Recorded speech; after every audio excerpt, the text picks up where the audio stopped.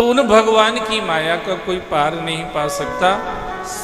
सारा संसार उनके बस में है महाराज। हमारे बस में हमारे घर वाले भी नहीं है।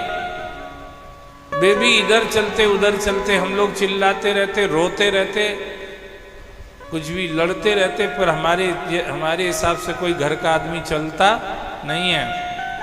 सास का सबसे बड़ा रोना यही है कि बहू मेरा कहना नहीं मानती है।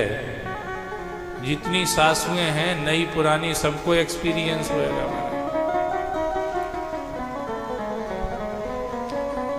क्या एक्सपीरियंस होगा? बहू मेरा कहना नहीं मानती। ये शिकायत लेके मैं आपके पास आई हूं महाराज।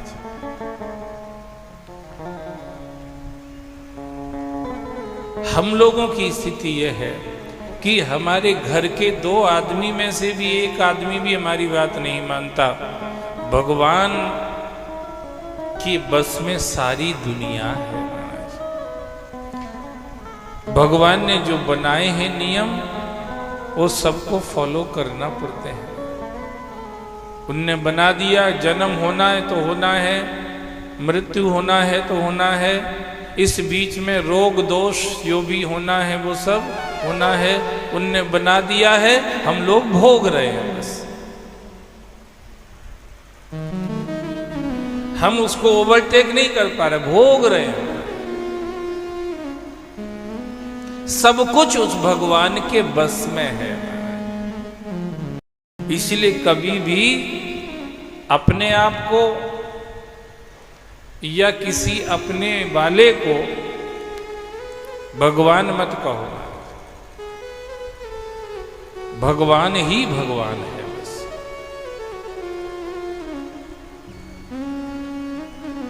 भगवान को ही भगवान रहने दो।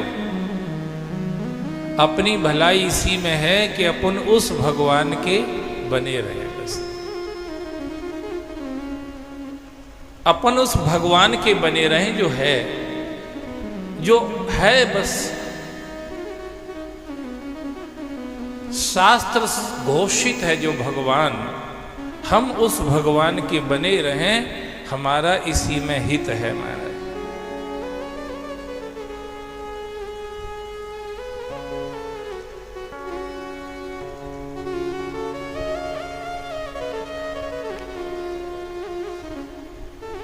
तो भगवान के कान के जो कुंडल है ना, वो हिलते डुलते रहते हैं। क्यों हिलते डुलते रहते हैं? क्योंकि वो सबकी खोज खबर लेते रहते हैं कि कौन कैसे रह रहा है, किसकी क्या न्यूज़ है, कौन क्या कर रहा है, ये सब खबर भगवान रखते हैं। सब समाचार उनके पहुंचता रहता है उनके कानों के माध्यम से। उनके कुंडल हर चीज को खींचते हैं संसार में से। कौन क्या कर रहा है, कहाँ क्या हो रहा है, वो सब कुछ भगवान को पता रहता है। तान हम वेद सर्वाणी ना त्वम वेद परम तपो। भगवान कहते हैं मैं सब कुछ जानता हूँ, तुम नहीं जानते हो। ये अंतर हो गया ना। हम लोग कुछ नहीं जानते। महाराज आए कि हमने हाथ सीधा किया, महाराज हमने सुना तुम हाथ देख लेते हो। महाराज भी सोचते कि अगर सही फिट बैठ गई एक आध बात भी 100-200 रुपए आराम से। कहीं लग गया तीर में तुक्का तो 100-200 रुपए आराम से। सो महाराज भी फट से हाथ पकड़ लेते, नहीं चालू हो जाते हैं। हाँ तुम्हारी उम्र इतनी है, नहीं तुम्हारे शादी का सिस्टम ये है, नहीं तुम्हारे बेटा बेटी ये, नहीं तुम्हारा बचपन जवानी बुढ़ापा ऐसा, नहीं तुम्हारा सूर्य का गुरु का स्थान ऐसा, नहीं वो जो 5-10 बातें मोटी मोटी।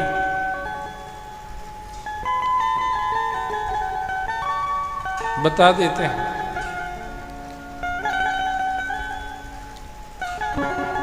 दिखाने वाला सोचता है महाराज इतना जानता है तो शायद मेरे हाथ की रेखाओं को बदल भी दे, तो इसलिए अपने हाथ में लेके उसके हाथ में कुछ पैसे धर देता है। महाराज भी मना नहीं करते कि हम नहीं बदल पाएंगे, ये पैसे आप अपने पास रखिए। महाराज ने तो हाथ पकड़ा ही इसी के लिए था कि 100-200 कुछ हाथ में लग जाएंगे, तो महाराज जेब में रख लेते हैं। महाराज भी ये नहीं समझ पाते कि इसका जो भाग्य था वो अब तुम्हारे भाग्य के साथ जुड़ गया है। महाराज अब आप तैयार रहिए, इसके भोग, इसके कर्म को भोगने के लिए आप तैयार रहिए, क्योंकि आपने इसके 100-200 रुपए या जो भी XYZ 500-1000 जो भी आपने हाथ में लिए हैं, उसकी चिंता फिक्र महाराजों को भी नहीं होती। जो होगा सो देखा जाएगा। वो तो ऐसे भी तो कौन से सुखी हैं, और थोड़ा भुगत लेंगे, पर चांस हाथ से न निकल जाए महाराज।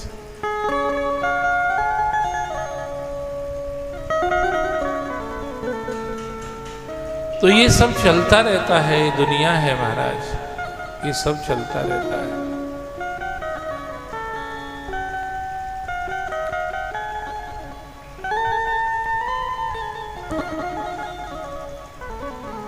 हमारे हाथ में कुछ है ही नहीं, हमारे हाथ में सिर्फ रेखाएं हैं, बस कर्म की रेखाएं हैं हमारे हाथ में, कुछ भी नहीं है हमारा। उन्हीं को हम लोग भोग रहे हैं बस। ना हम अमीर बन रहे हैं, ना हम गरीब बन रहे हैं, कुछ नहीं बन रहे हैं, हम सिर्फ कर्म को भोग रहे हैं बस। जैसा हमसे कभी हुआ था, आज वही हमारे साथ फल के रूप में चल रहा है। अब वो उसको आप चाहे अमीरी कह लो, चाहे गरीबी कह लो, होशियारी कह लो, मूर्खता कह लो, जो भी आप नाम देना चाहें उसको दे दीजिए। आप स्वतंत्र हैं, आप कुछ भी नाम दे सकते हैं, पर सच बात तो ये है, हम सब कर्म का ही फल भोग रहे हैं महाराज। सभी हम कर्म का फल भोग रहे हैं।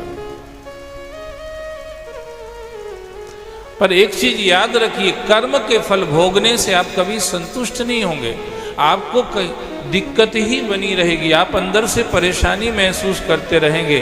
अगर आप सच्चे सुख का अनुभव करना चाहते हो तो कर्म फल भोगने की जगह उसकी कृपा का फल पाइए महाराज। कृपा का फल बड़ा ही अनोखा है। उसकी कृपा के फल में प्रॉब्लम नहीं है महाराज। कर्म के फल में तो कुछ समस्याएं भी हैं, कुछ समाधान भी है।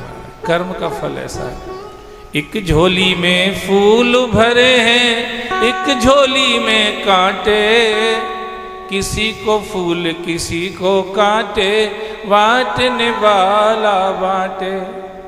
अरे कोई कारण होगा, अरे कोई कारण होगा, अरे कोई कारण होगा, अरे कोई कारण होगा।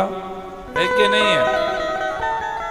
वो लेके घूम रहा है, दोनों तरफ झोली टांग रखी है, एक में फूल भरे हैं, दूसरे में कांटे भरे हैं। वो झोली में से निकालता है, किसी को कांटे देता है, किसी को फूल देता है।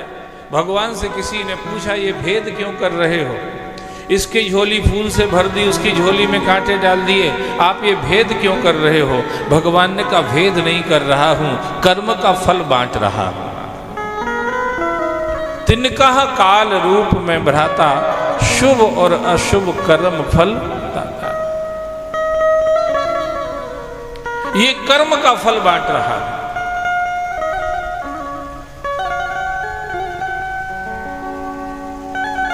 तो बोले कर्म का फल तो आप लोगों को आप दे रहे हैं, कर्म के फल से किसी की मुक्ति हो नहीं सकती है।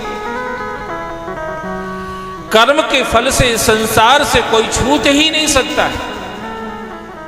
जो करनी समझे प्रभु मोरी, नहीं निस्तार कल्प सतकोरी। 100 करोड़ कल्प बीत जाएं फिर भी कोई कर्म से कल्याण कर ले, असंभव है। कर्म से कल्याण हो ही नहीं सकता, फिर कल्याण कैसे होगा? कल्याण तो उसकी कृपा से होगा। इसलिए कर्म फल न भोग के हमें कृपा फलाकांक्षी होना चाहिए। कृपा फलाकांक्षी, कृपा रूपी फल हमें मिले। जाकी कृपा लवले सित मति मंद तुलसीदास हो, पायो परम विश्राम राम समान प्रभु नाहि कहूं। थोड़ी सी कृपा, तुलसी कहते हैं उनकी थोड़ी सी कृपा, लवलेस, थोड़ी सी कृपा मुझे मिली है। तुलसी कह रहे हैं जिस कृपा का वो भंडार है, आगार है, सागर है, अनंत असीम अथाह जो कृपा जिसमें समाई हुई है, उसकी एक छोटी सी बूंद मुझे मिली है। उससे ये परिणाम निकला है, पायो परम विश्राम राम समान प्रभु नाहि को। मैंने परम शांति को प्राप्त कर लिया है, मैंने परम सुख को प्राप्त कर लिया है थोड़ी सी कृपा से। भक्त लोग कभी कर्म की तरफ ध्यान नहीं देते। वो जानते हैं कर्म से हमारा कल्याण कभी हमारा क्या किसी का ही नहीं होगा। हमारा जो करनी समझे प्रभु मोरी नहीं निस्तार कलब सतकोरी। फिर देखना कि क्या है, मैं प्रभु कृपा रीत जी जो ही, हारहि खेल जितावे मोही। ये भगवान की कृपा है, उसको याद करते हैं तो लगता है कि मेरा कल्याण हो जाएगा। वो कृपा कर देगा तो हो जाएगा। क्यों हो जाएगा? क्योंकि रावण, कुंभकर्ण और उसके पूरे परिवार जैसों का अगर कल्याण हो सकता है, जिन्होंने पूरे जीवन में एक भी सत्कर्म नहीं किया था, अगर उनका भी कल्याण हो सकता है उसकी कृपा से, तो हम इतने बुरे तो नहीं हैं, तो हमारा भी कल्याण ये कृपा से।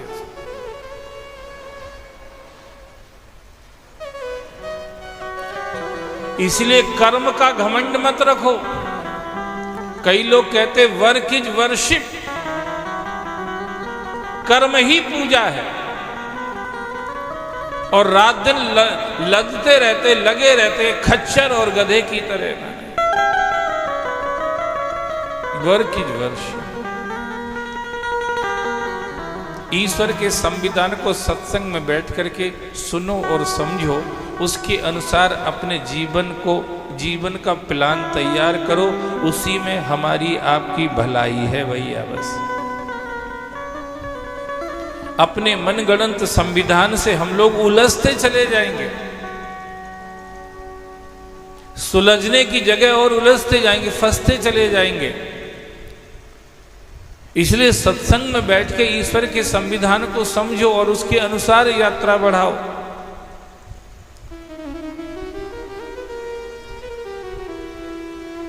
तुलसीदास जी का मन हुआ एक बार भजन करते करते मैं राम जी के दरबार में जाऊंगा। तुलसीदास जी चले, राम दरबार के मेन गेट पर पहुंचे, साकेत लोक के मेन गेट पर पहुंचे महाराज। वहां पर एक लाइन लिखी हुई थी, निर्मल मन जन सो मोहि पावा, मोहि कपट छल छिद्र न भावा। जिसका मन निर्मल होगा उसी को मैं मिलूंगा, छली और कपटी आदमी मुझे कभी पा ही नहीं सकता, ये लिखा हुआ था। तुलसीदास जी वहीं से वापस लौटने लगे। मेरा मन तो ऐसा निर्मल है नहीं जैसा यहाँ लिखा हुआ है, तो फिर मुझे तो भगवान मिलना ही नहीं है, तो मैं तो वापस लौट जाता हूं।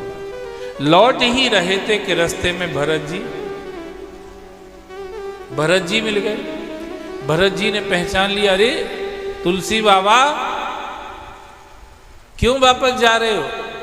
बोले मैं आया था तो राम दरबार का दर्शन करने के लिए, पर अब क्या करूं भरत भैया, वहां ऐसी एलिजिबिलिटी लाइन लिखी हुई है, I can't fulfil that, that's why I am going back return. Bharat ji ने कहा, बाबा ये तो बाहर की लाइन है। हाथी के दांत दो तरह के होते हैं, दिखाने के अलग और do you know it? I think yes, सभी को पता है। हाथी के दांत दो तरह के होते हैं, दिखाने के अलग और खाने के अलग। ऐसे ही भगवान का संविधान भी डबल लेयर का है महाराज, डबल लेयर का संविधान है। मतलब बोले ये तो बाहर के दांत हैं, अंदर के कैसे हैं? बोले मैं अंदर भी आता जाता हूं ना, मैं भरत उनका भाई हूं, प्यारा भक्त हूं उनका, इसलिए अंदर का मुझे पता है। बताओ तो भरत जी तुलसीदास जी को अंदर की बात बताने लगे। कूरे खुटेल खल कुमति कलंकी, कूर खुटेल खल कुमति कलंकी, नीच निशील निरीस निशंकी, नीच निशील निरीस निशंकी, तेउ सुन शरण सामुहे आए, सुन शरण सामुहे आए, सकृत प्रणाम किए अपनाए, सकृत प्रणाम किए अकुलाए, सकृत प्रणाम किए अपनाए, सकृत प्रणाम किए अकुलाए। ये अंदर की बात है, ये अंदर की बात है। अंदर ऐसा लिखा हुआ है, चाहे कोई क्रूर ही क्यों ना हो, कुटिल आदमी क्यों ना हो, कपटी आदमी, मूर्ख आदमी क्यों ना हो, दुनिया भर के पापों का, दोषों का कलंक उसके माथे क्यों ना लगा हुआ हो, कितना भी नीच से नीच व्यक्ति क्यों ना हो, सील रहित व्यक्ति क्यों ना हो, अनीश्वरवादी ही क्यों ना हो,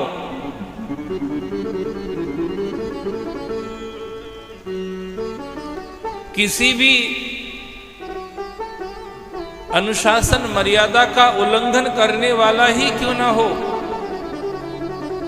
पर एक बार उनके सामने जा करके कह दे कि मैं आपको प्रणाम करता हूं, इतने में ही भगवान इन सब चीजों को भुला करके उसको स्वीकार कर लेते हैं।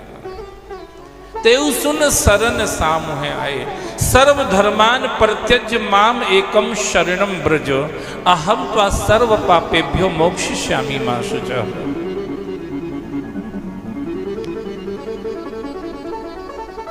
एकमात्र मेरी शरण में आ जाओ बस,